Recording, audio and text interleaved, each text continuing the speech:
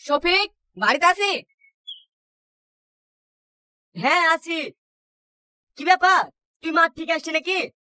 হ্যাঁ ভাই, তোদের রমজান মাস পড়েছে, তাই গাছ থেকে একটা কাঁঠাল নিয়ে আসলাম। তোর আবার সব কাজে বেশি বেশি, এত ছোট কাটার করার কি দরকার? বড় হলে দিতে পারতি। বেশি কথা বলিস নি তো। এই এসরটা খেয়ে দেখবি, হেভি টেস্ট। ঠিক আছে লে, খাবো। ইফতারের টাইম হয়ে গেছে, হাত মুখ ধুয়ে আয়, একসাথে খাবো। না রে শফিক, অন্যদিন এসে খাবো। বাড়িতে গরু ছাগল আছে, তুলতে হবে। জানি তোকে গরু ছাগল তুলতে হবে। ও গো, লাচ্চাটা রান্না হয়ে গেছে, নির্মলকে খেতে দাও তো। এই, এইদিকে শোনো। কি হলো বলো? আমি 5 কেজি লাচ্ছা রান্না করছি নাকি, তাই ওকে খেতে দিতে বলছো? ঠিক আছে লে, আমাকে যদি লাচ্চা দিতি, আমার ভাগটা তুই ওকে দে। ঠিক আছে, তাই দিছি। ওকে বসতে বলো।